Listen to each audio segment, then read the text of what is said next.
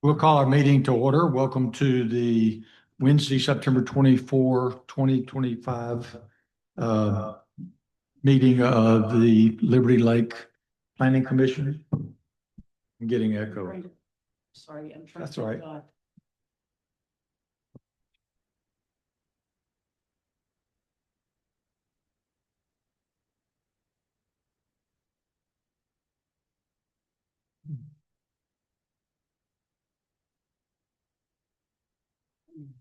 Do roll call. That won't echo. Oh, all right. Let's go ahead with the roll call, please.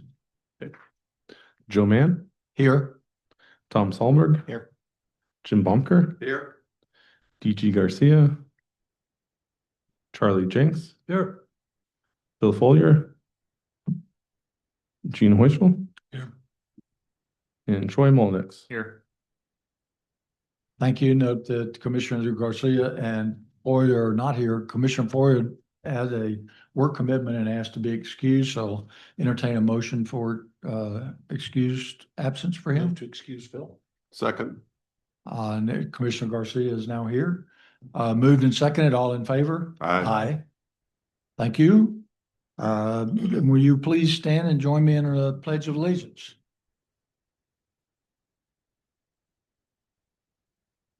I pledge allegiance to the flag of the United States of America and to the republic for which it stands, one nation under God, indivisible, with liberty and justice for all. Thank you. We'll take first in general business review of our agenda. Is there any changes anyone sees need to be made to the agenda? And not hearing any, I'll entertain a motion for approval. Move to approve. Commissioner Jenks and Commissioner Baumker, thank you Second. both. All in favor? Aye. Aye. All opposed? Thank you. The minutes from September 10, everybody have a chance to review those. Any changes? Seeing none, motion for approval. Move to approve. Commissioner Jenks, second. Second. Commissioner Garcia, we'll go with this time. All in favor? Aye. Aye. Thank you. Next, we have to ratify our findings from last meeting for the co-living housing code amendment. Just a reminder that we voted on this already. All we're doing is ratifying that vote before it goes to the city council. And the criteria for approval are that the proposed amendment is consistent with the comprehensive plan and is not detrimental to the public welfare. The proposed amendment is warranted by a change in economic, technological, and/or land use conditions. The proposed amendment is not necessary to correct an error. The proposed amendment is necessary to clarify meaning or intent. The proposed amendment is necessary to provide for a proposed use that was not previously addressed. And finally, the proposed amendment is deemed necessary as being in the public interest. Any discussion on that? Chair, can I have a point of clarification? Yes, sir. Being that we're short an adjunct member and then one of our regular members is absent today, am I in a voting position for this meeting? Okay, just Yeah. wanted to make sure. Okay, Yes. thank you. Absolutely. So you want a motion to ratify? Is there a motion to ratify? I'd make a motion to ratify the findings and recommendations for the co-living housing code amendment.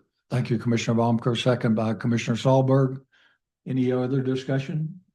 All in favor? Aye. Opposed? One opposed.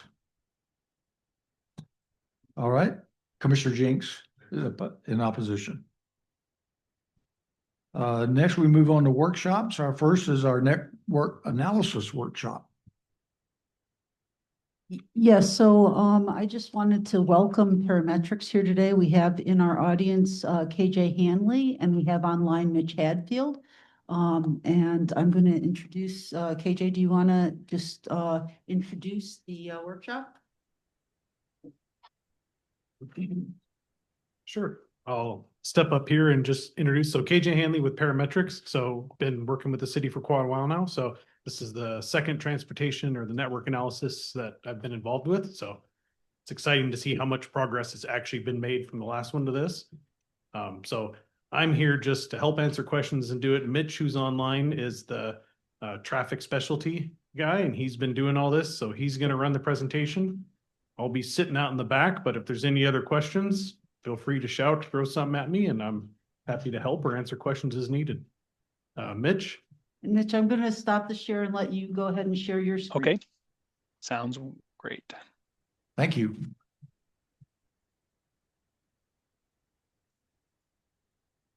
Okay.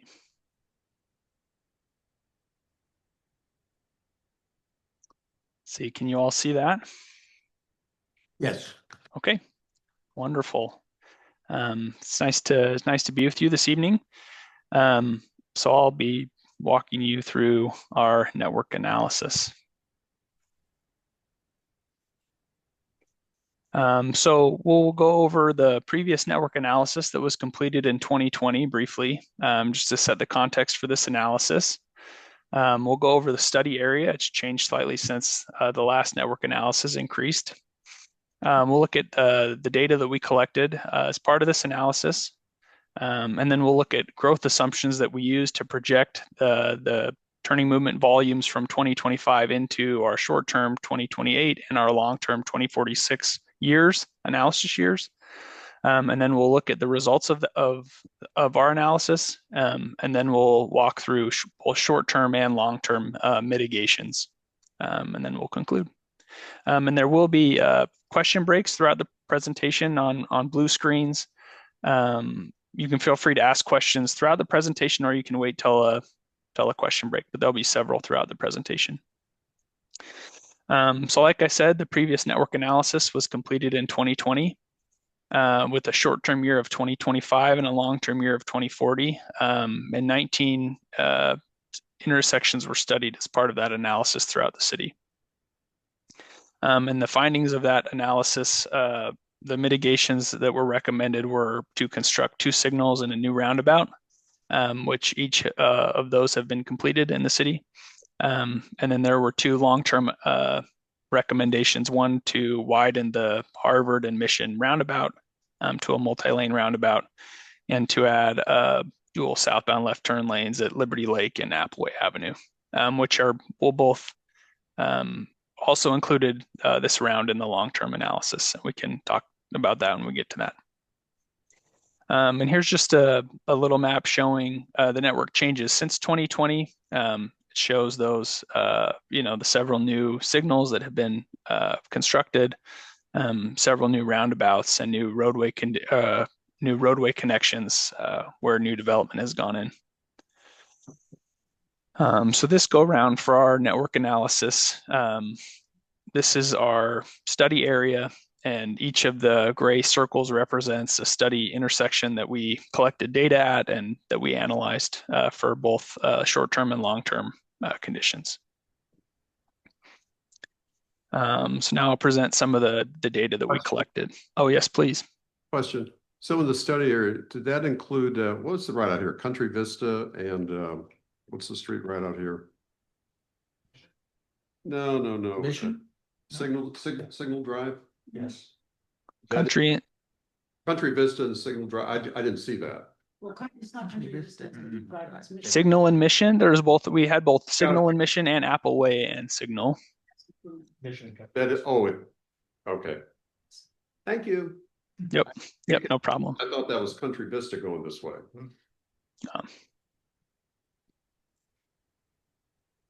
Okay, and so then this map shows each of those study area intersections with the 2025 traffic volumes, as well as some roadway ADT volumes, the red ADT volumes being daily, and then the black roadway volumes unbolded is the AM peak hour, unbolded is the PM peak hour. So you can kind of get a sense of traffic volumes around the city currently. This is the traffic you're experiencing every day. Just to compare to some of the previous network analyses, volumes, the orange bar represents 2025 daily traffic volumes. The dark blue is from 2019 from the previous study, and then the light blue is from 2016. Most of the segments that we have traffic volumes for each of those years have increased, some more than others. Country Vista west of Kramer has gone up significantly with the new addition of the bridge. So traffic volumes generally going up on a daily, from a 24-hour standpoint. Mitch, if I can point out also, Yes, please. the new high school had a lot to do with the Country Vista increase as well. Right. And then we'll look at a similar breakdown, this time of not roadway segments, but intersections. And this is entering volume. And the top graph is the AM peak hour, and the bottom graph is the PM peak hour. So we do have some intersections that have gone down in volume from 2019, Appleway Avenue, Liberty Lake Road, and this could possibly be because now with the Kramer Bridge, more folks have opportunity to get to the high school over the bridge, providing a second connection in the city. Obviously, some intersections like Kramer and Country Vista have gone up significantly with the new bridge. And then in the PM peak hour, we have several intersections growing in volume. We have this Appleway Avenue in the commercial core of the city staying relatively similar in volumes between 2016 and 2025, where the city's generally built out mostly. So kind of pause for any questions on the study area, data collection. Commissioner Melnick? Mitch, I have a question. Yes, sir. Were the traffic volume studies done the same time of year by chance, or were they done different times of year? Great question. So I believe in 2019 it was summer. I think they were May. That this year we collected them at the very end of April. So roughly the same period in the year. Okay, I was just wondering because if school's in or out of session. Right. Also Right. summertime, a lot of more people are on the roads throughout the day and the weekends, so it could throw the numbers off a little bit. But have you noticed in the past on some of those studies what the difference, if you will, of error might be compared to, say, spring to summer? I think it varies from place to place. We collected it with school in session, obviously with the high school, being a key aspect. Getting counts before school was out was a large priority on this project for us. Okay. And I can say that the traffic counts in 2019 were also done with school in session. Okay. We're very, very tuned into that. Perfect. All right. Thank you. Thanks, Lisa. Any other questions? Okay, so now we're going to talk about some growth assumptions. So this is our methodology, how we grew those existing 2025 level traffic volumes into 2028 and then into 2046 for those analyses. So this is just a couple screenshots of some development plans. So our short-term growth, our assumptions, the 2028 analysis was based on coordination with city staff. We identified 16 either in process or planned developments that either would have some type of construction between now and 2028. They'd be fully finished or be started, or are ongoing and have still some portion to be completed by 2028. And the red outlines kind of outline those areas where those developments were located in the city. And we coordinated with the city to know, what portion of each of those developments do we anticipate was likely to be completed by 2028, if not all of them.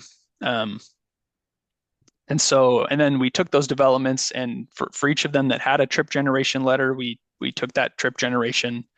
Where development didn't have a trip generation letter, we did the trip generation for it on our end. And so total by 2028, we're projecting 26,500 new daily trips in the city, 1,600 of those coming in the AM peak hour and 2,200 in the PM peak hour. We then took those trips, and based on where they were coming from and going to, we routed them through the city network. Mitch, we got a question here. Yeah. Okay. Both relative to the short-term and long-term. Question regarding projections for short-term and long-term growth. Great. Was there any assumption with respect to what's happening at Otis Orchards? That would have been considered background growth. but does that, in terms of looking at the impact on traffic, was growth in Otis Orchards considered in the future 2028 and 2040 in terms of growth and the impact on traffic of Otis Orchards? So Mitch, Otis Orchards is just outside of the city of Liberty Lake boundary. Got it. And I believe there's a strong chance that that will be, it'll be zone, or what would we call it when it's? Urban growth boundary. that- Yeah, when it, May be added to the urban growth boundary. We don't really know that yet, though. And the reason why I say we don't know that yet is because we have yet to see the numbers to see if it's justified to expand the urban growth boundary yet. And I know the county is pushing hard on it, but they have to get the witch's broom from Commerce to do that. And so have you put any odds on that I mean, or probability? It's.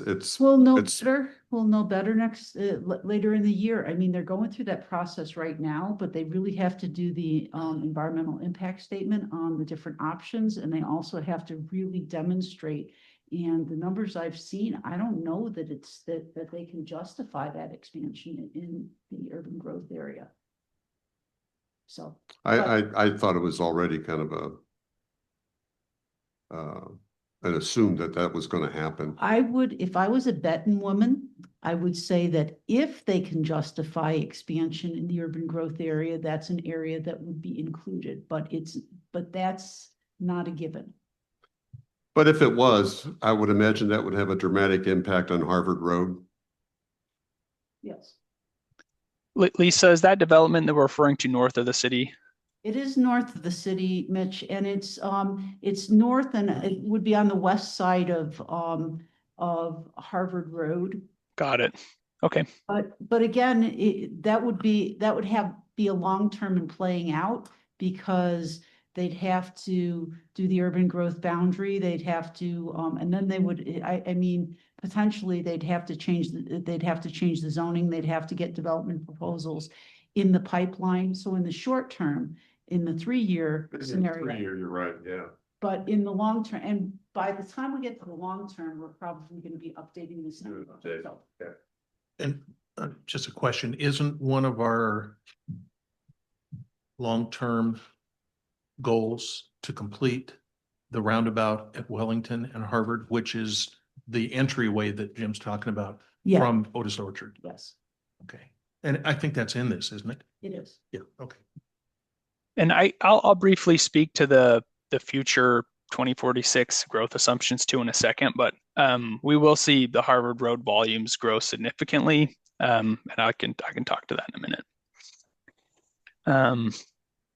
So on the short term, like I was saying, we took those that trip generation and distributed them throughout the city based on where they're coming from and going to for each of those developments. And then this is the traffic volumes for 2028 with the added traffic from the developments. To project long-term growth, it's a little more challenging to, build it on developments. There's a lot of other things going on outside of the city, inside the city. So we utilize the SRTC travel demand model. This is a forecasting tool. It predicts land use and network changes. And we used it to forecast 2046 traffic volumes. And as you can kind of see on the right for the whole county, we have traffic analysis zones. The little pink is Liberty Lake. And basically out of each of those traffic analysis zones, the model, and I'll kind of show on the left here is 2024 and the right 2046.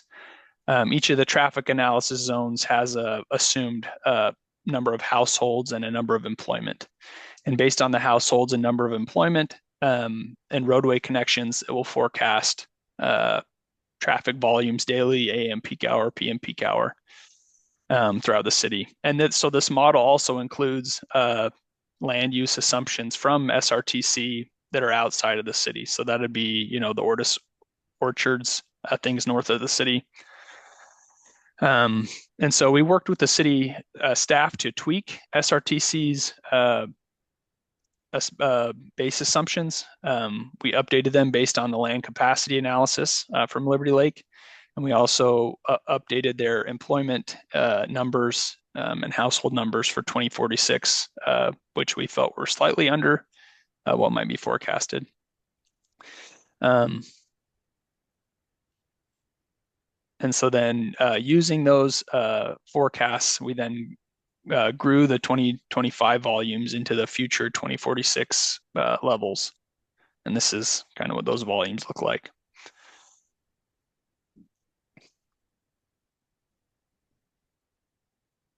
And I don't know if we have any additional questions. But the SRTC model would include land use assumptions, build out assumptions for land outside of the city. So those developments would impact these volumes. Then I'll kind of walk through our analysis.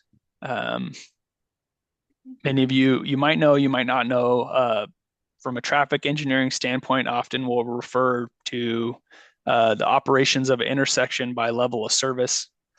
This is on a scale from A to F. Just like in school, A is great, F is poor. And generally a D is kind of the threshold of when we'll look to recommend mitigations. So I've colored E and F kind of in the red. And on the right, you can see a visual kind of idea of what each level of service might feel like. As you get more to F, there's more congestion, more delay, more frustrated drivers.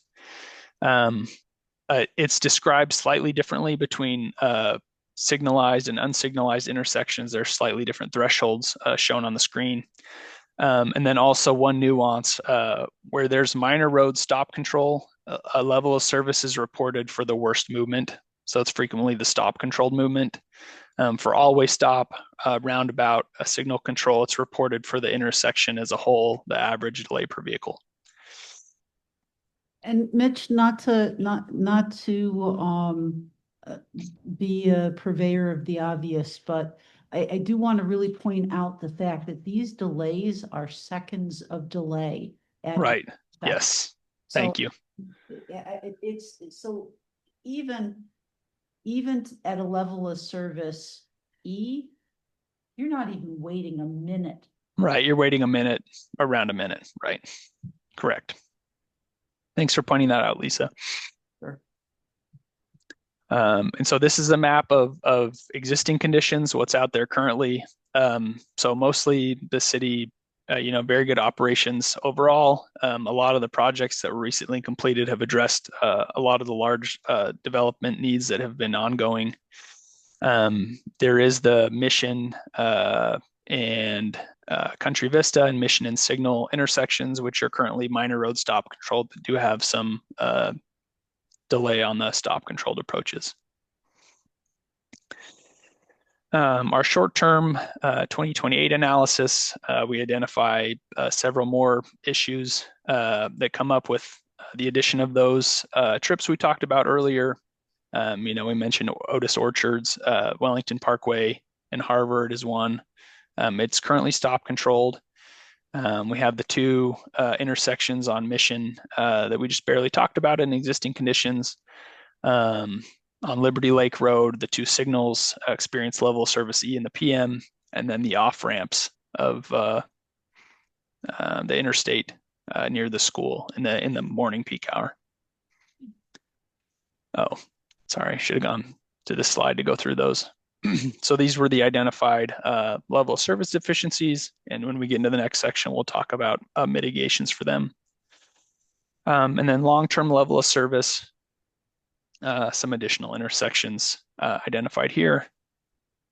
In addition to the ones we talked about earlier, the Mission and Harvard Road roundabout, which came up in the previous network analysis, and we've talked about it today, expanding that. And then also the Country Vista Appleway Avenue intersection. Okay. We'll pause for questions, and then we can go into the mitigations. Commissioner Melnick. There was no analysis done on Country Vista and Broadway. Is that correct? It would be to the west of the Country Vista off-ramp, I-90 off-ramp. No, I do not believe so. Okay, thank you. And nothing on Valley Way, Moulter? No. Okay, Minor intersection. except with golfers and golf carts.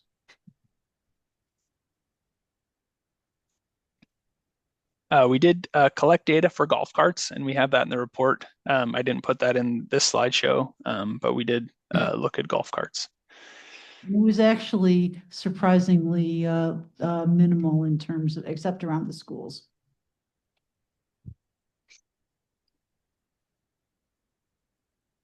Okay. For these, feel free to chime in if you have questions as we go through.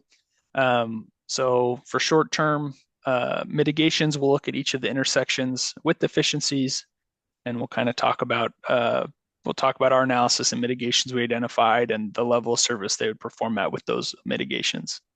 And we'll just start at the top of the list and kind of work our way down. So this will come up in 2028 and 2046. This is the I-90 ramps in Appleway Avenue. This is near the high school signal. It's about 500 feet to the east of this intersection. And so because this is stop controlled, the level of service is going to be reported for the worst movement. And that's going to be the southbound left movement. So it's stop controlled. So the only movement experiencing this level of service is that southbound left. All the other movements are operating acceptably. But as volumes increase in the future, southbound left turners will find it harder and harder to find gaps in the AM and PM peak hours, but especially the AM peak hour in 2028. For this analysis, we didn't choose a mitigation, this being a WashDOT facility. This would require WashDOT's buy-in. We did analyze both a multi-lane roundabout and the signalized options, and both operate acceptably. But there is some spacing concerns with the signal at the high school. So we've called out both mitigation options in the report, but have left it kind of open to whatever's determined by WashDOT, how to address this intersection. Mitch, can I jump in for a second? Yes, please. So I just want to share with you that because this is a WashDOT facility, we need to coordinate with them on what the solution is. That's not to say that we won't include a cost estimate in the 20-year capital facilities plan, but once we have this report ready for prime time, once it's presented to city council, et cetera, we will be sharing it with other agencies as well. And we will be getting their feedback. This is something that that WashDOT will probably expect us to include in updated impact fees, whatever the improvements are. And obviously our traveling public, our residents are going to want us to address this because it directly impacts them. So it's in this report, we're not calling it out, and you won't see it as a mitigated intersection because we don't know how we're going to mitigate it, and we're going to have to work with WashDOT on that. But I do want to make it very clear that we're not saying that we're not going to mitigate and we're going to just leave it to WashDOT. It's going to require a partnership. Yeah, thanks for pointing that out. Two-way, right? Hopefully.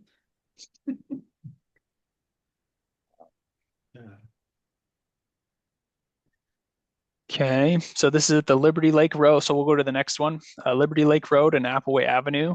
And like Lisa said, level of service E, and I've shown the number of seconds as well, so you can kind of get a feel for what that might feel like. So in 2028, a level of service in the PM goes over that D threshold into level of service E, about a minute of delay per vehicle. And I've also included kind of the volumes on the top right of the screen so you can get a feel for what traffic volumes are projected to look like. And with development in 2028, that right turn volume is projected to continue to increase. Currently, there's dual westbound right turn lanes. And that movement experiences significant delay in our 2028 analysis. And so our mitigation recommendation is to include a westbound right turn overlap phase at the signal. And so what an overlap phase is basically you have protected left turns on all the approaches at the intersection. And so during the southbound left protected phase, it would give the westbound right turn dual rights a green arrow. So they could go simultaneously with the southbound left turns, which would just give them more green time and allow their delay to go down. And so with that implemented, the level of service would drop slightly in the AM peak hour down to 32 seconds per vehicle and down to 45 seconds per vehicle in the PM peak hour. And I think I want to point out that with this particular improvement, we're going to have to provide some signage and some education that there is no right turn on red because it creates a pedestrian issue, a pedestrian safety issue. It's also going to have to be that people that turn stay in their lane, because if you have two lanes turning at the same time, Yes. if you follow the law, you'd stay in the lane, but But most people will. not everybody knows the law. It's a fair statement. The other thing I just want to point out in these, in the diagrams on the top right-hand corner, those traffic volumes are PM peak hour traffic volumes. Right. So the inside, the unbolded volumes are the AM peak hour traffic volumes, and then the bolded traffic volumes are the PM peak hour traffic volumes. So you can see both sets of volumes there.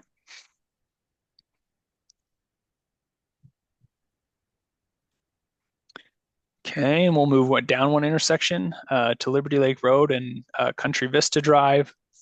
So AM, this intersection performs well. In the PM peak hour in 2028, the level of service drops to E with about a minute of delay per vehicle. We're projecting a large amount. I mean, there currently is a large amount, but an increasing amount of eastbound left turning vehicles. And kind of when you cross the threshold of 300 vehicles, you might consider dual left turns, depending on conflicting movements. And at this intersection in particular, dual eastbound left turns would lower the level of service in the AM peak hour slightly, but in the PM peak hour, it would drop at about 16 seconds per vehicle.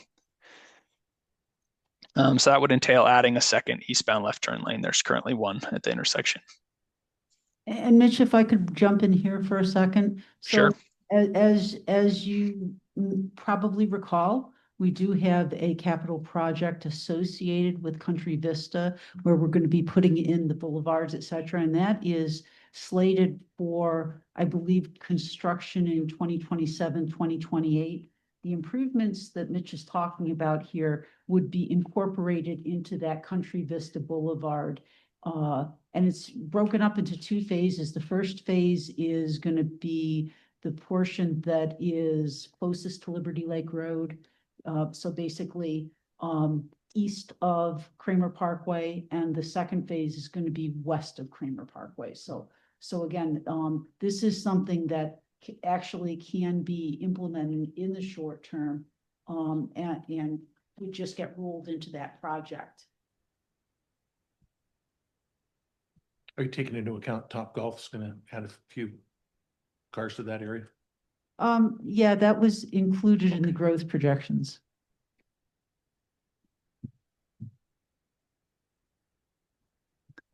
Okay, and just east of the signal on Mission and Country Vista, we talked about this earlier. It's a southbound stop controlled intersection. And the level of service in the AM peak hour is 47 seconds and 50 seconds in the PM peak hour. And this is, once again, stop controlled on the minor approach. So the level of service is reported for the worst movement, and that's for the southbound left turning movement.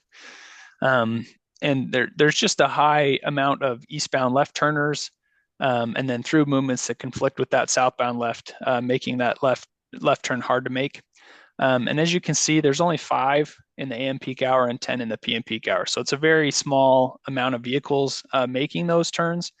You know, my thought with the data is that a lot of people are already self-selecting out of making that turn in the PM peak and AM peak hour because they know it's going to take a while and there's going to be delay.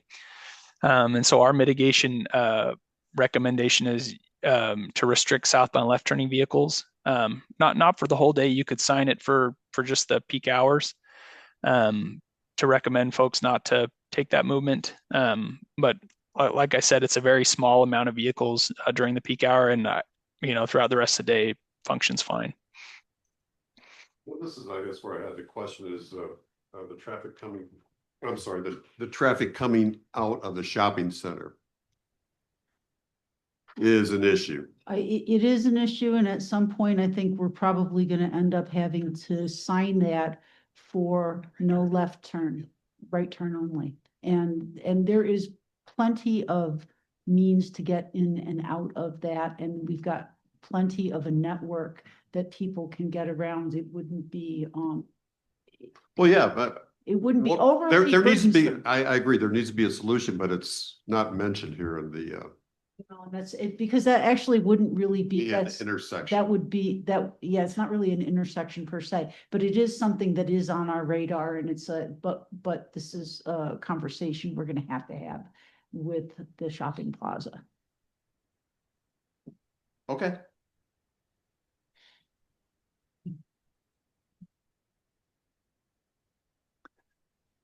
Okay, so we'll talk about the Harvard Road and Wellington Parkway intersection. Currently, there's a 2 lanes each direction on Harvard Road through the intersection, and eastbound, westbound stop control. And as you can see in the image, and as you know, there's a lot of residential development going on in the area. So as that continues to build out, the intersection will, with the stop control operations in the future, will degrade. And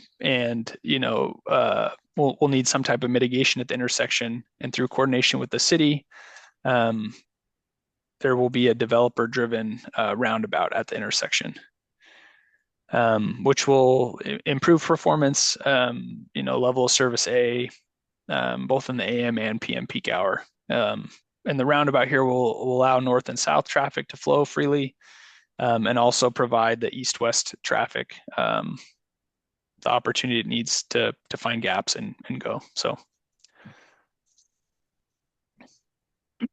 Lisa, question. yes.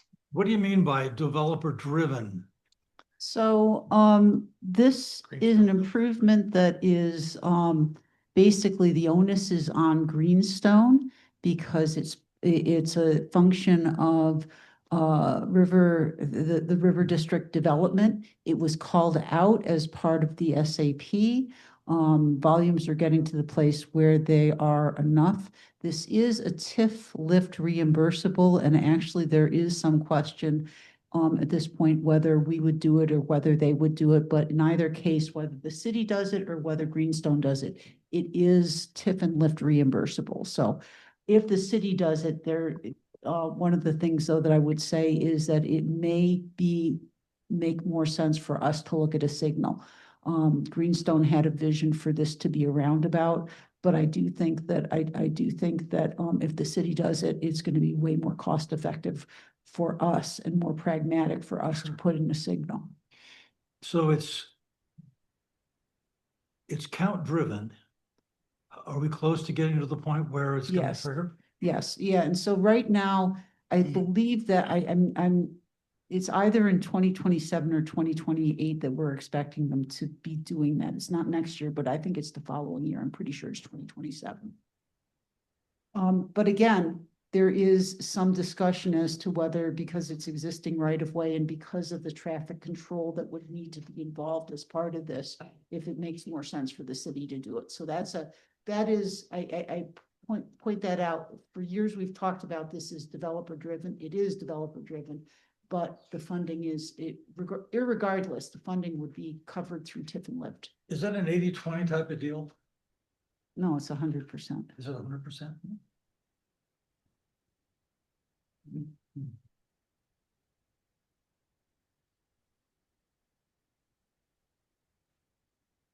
Okay, our second to last short-term mitigation, Signal Drive and Mission Avenue. This intersection is northbound, southbound stop controlled, northbound from the residential development. In the future, with the short-term traffic volume growth, and even in existing, the southbound approach operates at level of service F, and starts to actually queue quite a bit. Just with the east-west volumes, the conflicting movements, and especially the southbound left-turning vehicles, it's challenging for them to find a gap in traffic. So we did analyze a signal and a roundabout. We looked at all-way stop control, did not perform well, but we did look at a signal option and a roundabout option, and both operate level of service A and B very well. But we decided not to call out a specific mitigation here, noting that on the northwest corner of the intersection here is the future site of the library and other offices. And so that this intersection could be determined with that trip generation there, what best fits that development. Can I make a comment in here? Please do. Similar to what we talked about with the WashDOT intersection, this is one where the simple solution here, if it weren't for a new library, would be to just put in a sign for no left-hand turns during peak hours. There's plenty of a network, and it's a signalized intersection at the other end. There's plenty of a grid system for people to get through, that they wouldn't need to do that. But because the library is going to be located there, and that's going to be a relatively significant traffic generator, that may change the answer. And so we think that it will require either a signal or a roundabout, as opposed to that no left-hand turn lane. But again, we need to look at it within the context of that development. So we're not proposing a solution, but we suggest that we look at that as part of the development of the library to make a decision which context works better for that.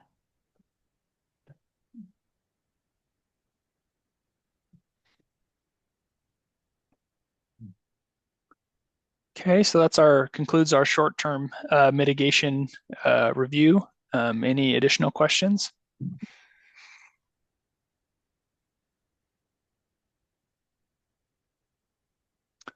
Okay, so now that we've looked at our 2028 analysis, we'll look at our 2046 analysis. And so this analysis assumed that the mitigations identified in 2020 for the 2028 analysis were constructed. So this builds on that. So these are additional level of service deficiencies, and will be additional recommendations in addition to those in 2028. And we have 7 intersections to look at, 2 of which will be the same as the previous ones that we just discussed, and we'll kind of go over those briefly. So the I-90 ramps in Appleway Avenue, because we didn't select a mitigation option in 2028, we brought this up again. And like earlier, also analyze both a roundabout and signal options, and both perform acceptably, level service A and B. As you can see in the future, with increased southbound turning volumes, the stop controlled approach just operates worse than 2028.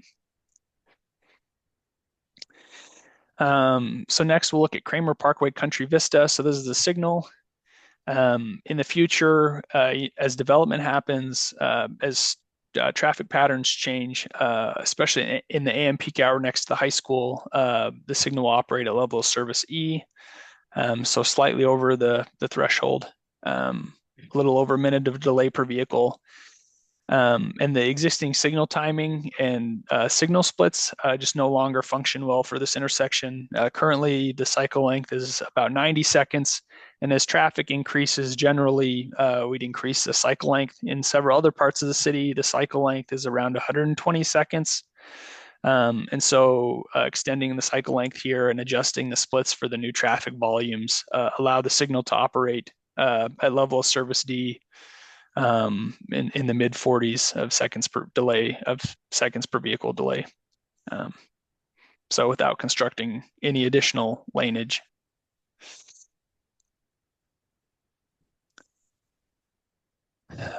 Next, we'll look at the Mission and Harvard roundabout. So like identified previously, in the last network analysis, and like was brought up earlier, the single lane roundabout doesn't have enough capacity for future traffic volumes. And this intersection will need to be expanded to a multi-lane roundabout. And looking from the aerial, it looks as if it was designed with the intent that in the future it would be a multi-lane roundabout, you know, having the amount of right-of-way it needs through the circle, which will help.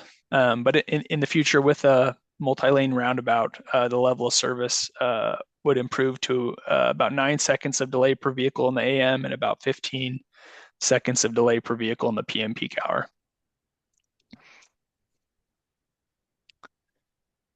And then we'll look at our two more downtown signals, Liberty Lake and Appleway. So this includes our westbound right turn overlap phase from our short-term analysis. Even with that mitigation in 2046, the intersection operates at level of service E in the PM peak hour. And if you look at the volume figure here, the southbound left turning volume is kind of over that 300 mark, around 350 in the PM peak hour, and the westbound left turning volume is almost to 350 in the PM peak hour. And the single left turn lanes in 2046 really don't operate. I guess they really need additional capacity on both those movements. So our mitigation identified is to add a second southbound left turn lane and a second westbound left turn lane. With the addition of those two additional lanes, the intersection operates at level of service C in the AM and D in the PM peak hour. It reduces about 30 seconds of delay per vehicle in that PM peak hour.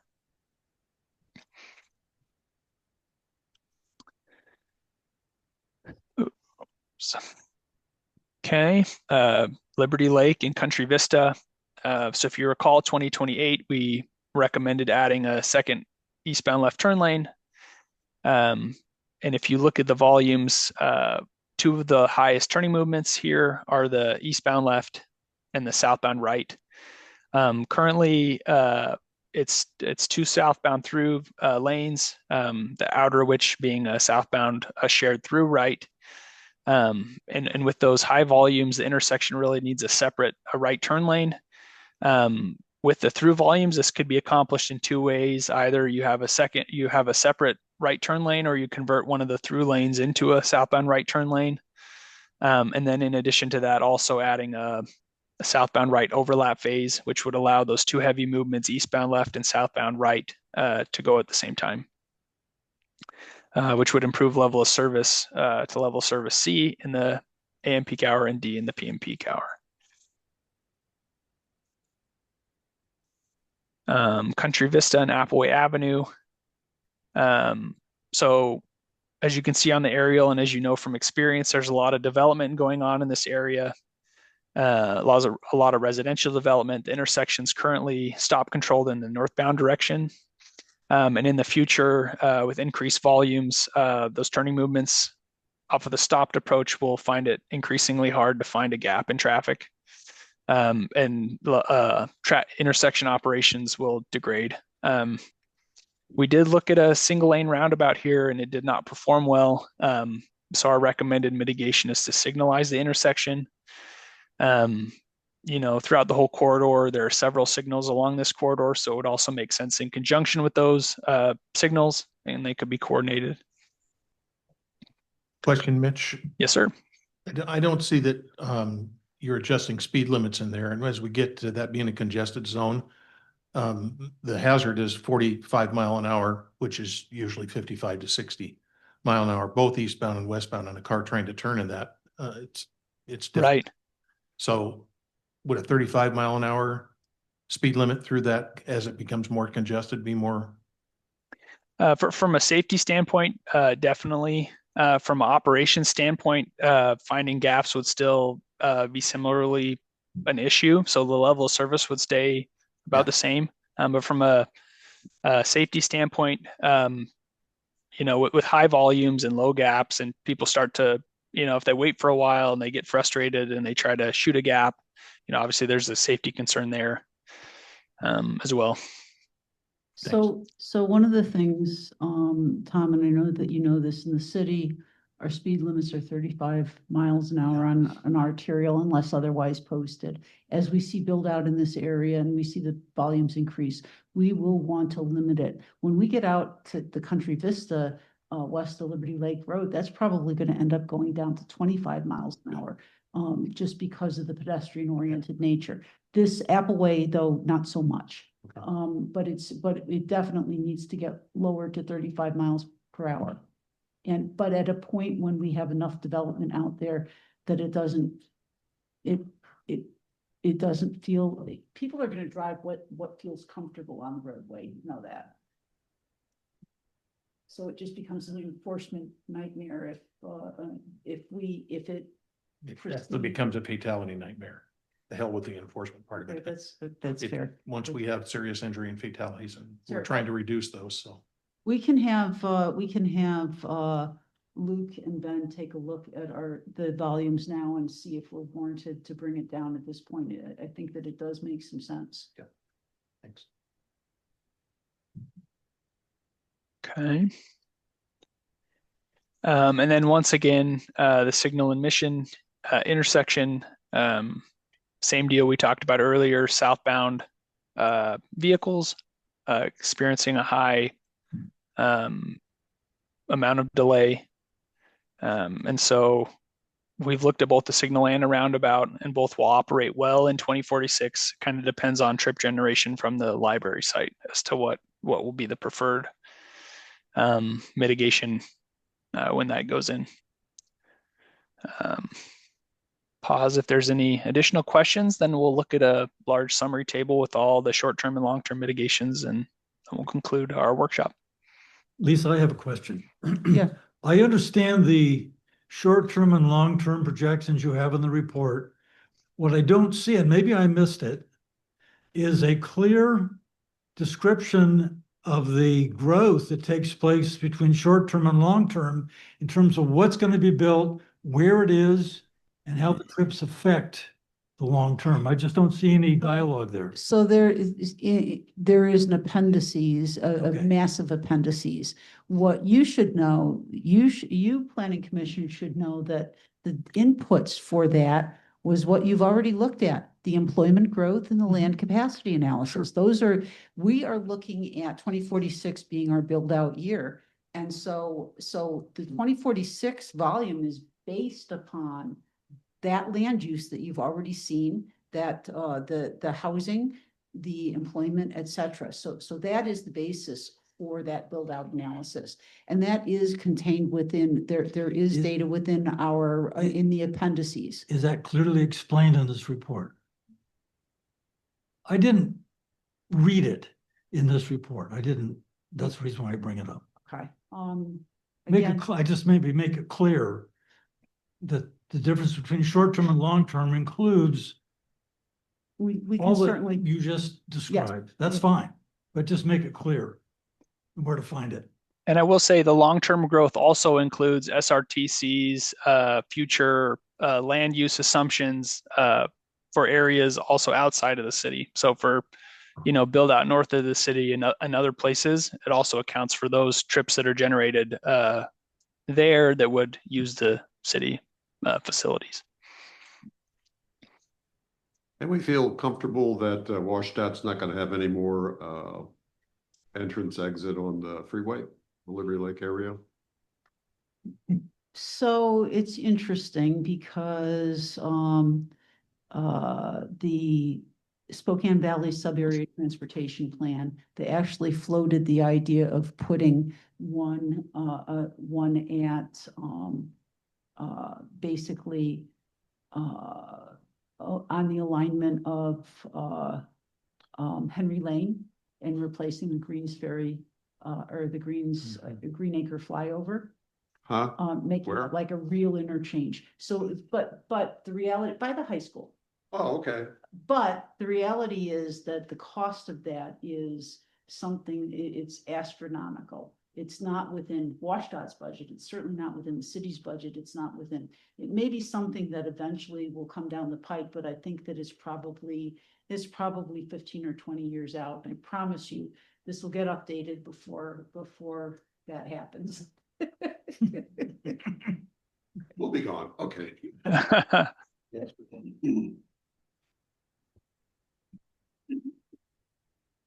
Okay, and this is just a table of each of those short-term and long-term identified mitigations.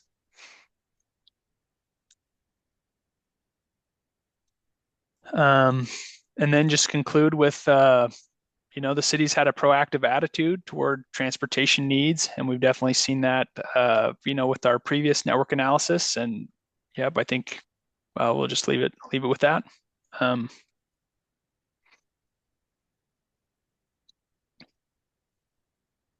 Any questions for Mitch? Any questions for KJ? Well, just a comment for both of you. You guys have done a lot of work and taken a lot of data and made it understandable. And I commend you for that. That is not an easy thing to accomplish. And this is very clear about what needs to be done and when it needs to be done. And I, for one, as a commissioner, appreciate it. Thank you. Thank you, sir. Appreciate it. And I just want to say for the planning commissioners that this is really foundational work, that this work that KJ and Mitch have done will be fed into the transportation element for sure. It also is critical input to the 20-year capital facilities plan. So this is really, these guys have done a great job. Thank you, Mitch. Yep, and I would also just say the city staff has been wonderful to work with. Lisa's on top of everything going on in the city. We work with a lot of cities, and I would say your staff is exceptional. So leave that there as well. Thank you. We agree. Yep. All right. All right. Shall we continue? Thank you, Mitch. Thank you, KJ. You're welcome to hang around for the second half of the meeting, but please don't feel like. Okay. Yeah, don't feel obligated. So we'll move on into introduction and governance chapter. And I'm going to turn this one over to Amy, who's going to share her screen.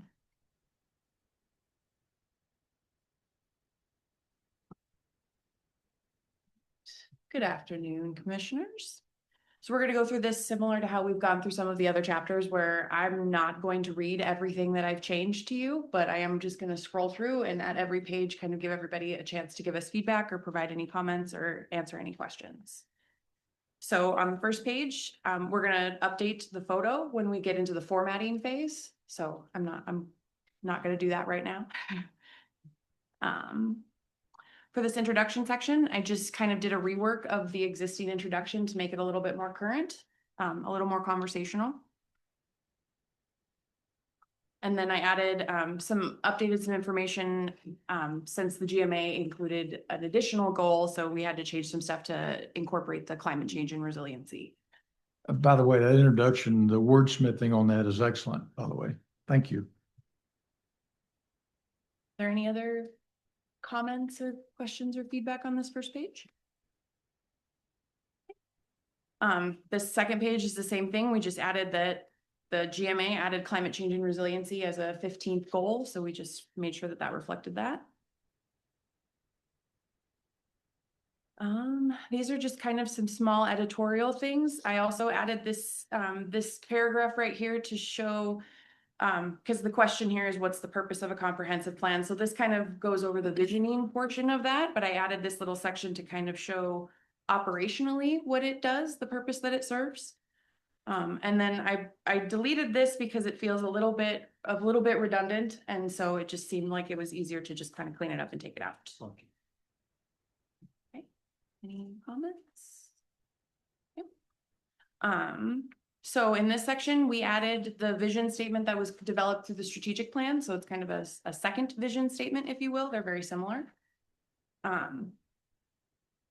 I deleted this section because it was really focused on the first development of the comp plan. It didn't really incorporate anything else. So I kind of tried to summarize what that was saying and then add a little bit more detail on the next page about the current update that we're going through. But before I move on, does anybody have any comments on this particular page? Okay. So again, this is just a continuation kind of the summary as we go through these update processes.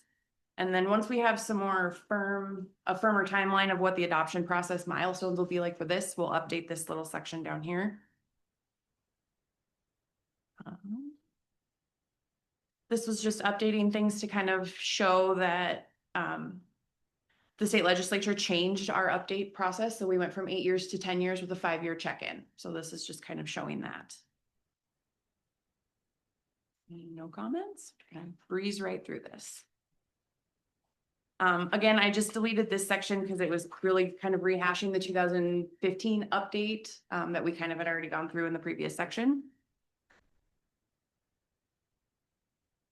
All right, seeing no comments. So I updated the planning context to just show our new population projections and the stuff that's contained within the land capacity analysis. None of this is really new. It's all stuff you guys have heard before. No comments. I'm going to keep moving. This page was, again, I just changed the growth comparison to show our population projection for this current planning cycle, and then a similar chart I inserted right here. Again, we'll update these pictures when we get to the formatting phase, but Word does not like pictures, so I wasn't going to change it until I have to get into the formatting stuff. All right, I'm moving along. So this is just a map of the city boundary. It didn't change, so the map didn't change.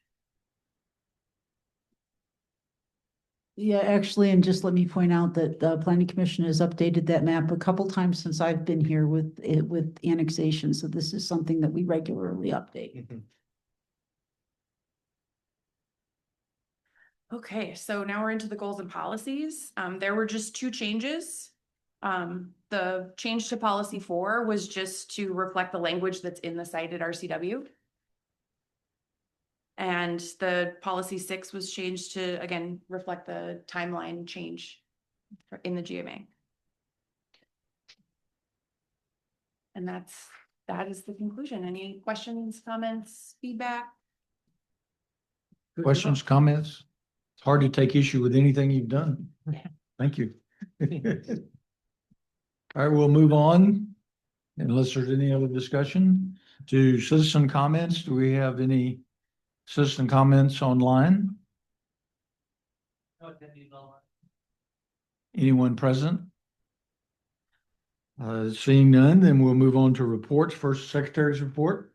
Yeah, I'm going to be pretty brief here. You have an updated schedule. I want to say that the updated schedule reflects some of the changes that we've made to the sign code process, but it doesn't reflect the end of the process. It's because I'm not sure how long it's going to take for us to get there. So understand that there will, as that becomes a little clearer, we will factor those in. We are working on getting a scope amendment or a contract amendment for phase 2 of the parks plan, which will include the capital, like the master planning and the capital facilities piece. We're not going to be wrapping that up until the end of January. I do see us potentially slipping a little bit in the timeline as we get to the end of this process, because we have to have all these other master plans kind of feed into that capital facilities plan, which is really the culmination of the plan in my mind. And so anyhow, so I want you to know that but I'm still being very cognizant of it. We're still going to keep moving with all due diligence. Other than that, I think I was going to say about that. Oh, so Commerce is now proposing voluntary compliance reviews for the climate chapter and for housing. I had already submitted my housing element and they haven't looked at it yet, but now I'm waiting for them to get me forms. They're ginning up some forms for this voluntary review. They will, if they do the voluntary review, they will defend us before the growth management board. So in both cases, that is exactly what we're going to do. But they will also have to do the same with our development code.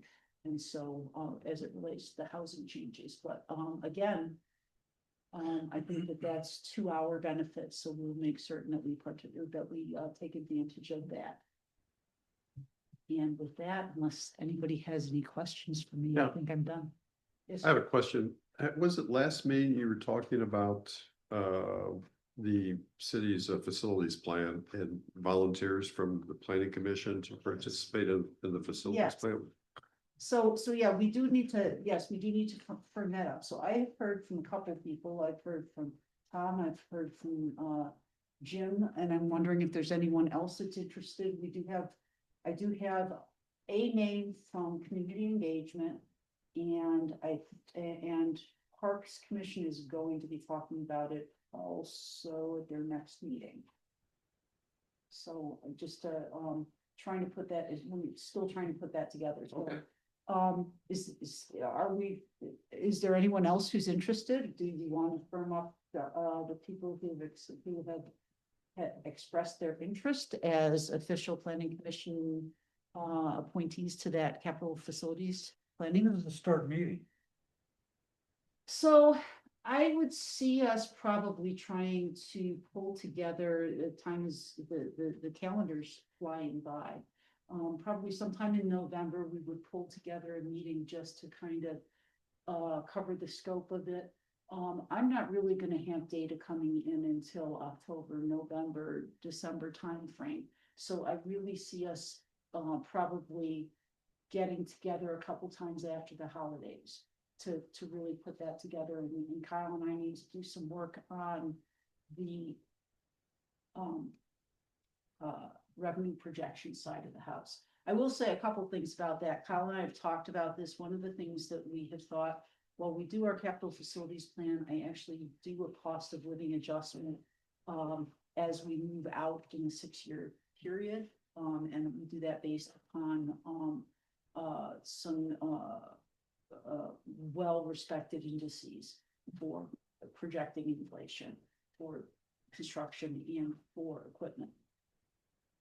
For the 20-year capital facilities plan, Kyle and I are of the opinion that we should do it in 2026 dollars. And the reason why we need to do it in 2026 dollars is because looking out 20 years is crystal ball stuff to say what the inflation rate's going to be. And we will freak people out with what the dollar value looks like 20 years out. So again, we will continue to do our adjustments as we do the 6-year. We will continue to do 6-year annually. And so that's the appropriate time frame to really start fine tuning costs and what the true cost of a project is going to be. This capital level planning in a 20-year time frame is really just trying to be strategic in how we need to the funding strategies that we're going to use to make sure that we build out our community the way we envision it. So I'm sorry, that was a tangent. So yeah, still Okay. still waiting for confirmation for Okay. things to be set up. So does anybody want to make a motion related to those representatives from the planning commission on our capital facilities planning team? I can't take on anything else right now. Well, So, we've had 2 people who have expressed interest, and if there's nobody else who's interested, it would be nice to have the commission ratify those folks. And if there is somebody else interested, the more the merrier. Just can't have any more than 3. I move to ratify the 2 commissioners who have volunteered and, we have 3. No, I was gonna second it. Oh, good. As we can move on. any other comments? We move on to planning commissioner reports. Any reports? I have one quick one. As some of you know, I serve on the Point of order. Civil Service Commission for the We didn't fire vote. department. No, point of order. We didn't vote. We had a motion and a second. On what? I'm sorry, I On didn't hear it. ratifying the, On the appointments. Appointment of the two? Yes. I missed it, sorry. Um, oh, any other Either discussion? appointments. All in favor, please say aye. aye. All right, sorry. Totally missed it. I was in another world, I think. I sit on the Civil Service Commission for the Valley Fire Department. And we're having an open house this Saturday at the new training center. It's great for kids. It'll be a lot of things for kids to do. I know there'll be at least one helicopter there, maybe two, for them to sit in the seats and look around, and obviously a lot of fire trucks, and a lot of other things to do, face painting. There's free food, hamburgers, hot dogs, lots to drink, those kind of things. It's from 10 till 2, I believe it is. And you should go and see what $17 million of your tax money built. It's well worth it. It is an excellent, I don't think it has a par anywhere in the country. The guy that designed it, the chief, the division chief that designed it, traveled all over the country looking at other training facilities and used the best of what he found. And it's outstanding. I've been out there 2 or 3 times now, and it is. Where is it, Joe? It's on Euclid, just east of where the Amazon Center is, right there in the industrial district. It's right there on Euclid, just east of it. You'll see the tall fire tower building. Yeah, it's a huge. And I mean, we just graduated our largest class of cadets ever, 23 new cadets. They started at 40 and they weeded them out because that is a tough training. It's actually down by Garland. Euclid is where the railroad crossing is. Oh, I'm sorry, Yeah, it's a Garland. little Yeah, further. yeah, it's further north than that. Sorry. Okay. Okay. But it's on the same road that the Amazon facility is on, but it's to the east off of Barker. And what time's the start? 10 10 o'clock. Okay. 10 till 2. So if you got grandkids or kids, they'd have a great time there, let me tell you. I know Smokey Bear was there last year, and so there's a lot for kids to do, and face painting and those kind of things. So any other comments? With that, I'll entertain a motion for adjournment. Move to adjourn. Commissioner Jinks, second. Commissioner Garcia. Thank you. Yeah, all in favor? Aye. We're done. Thank you. Oh, I did have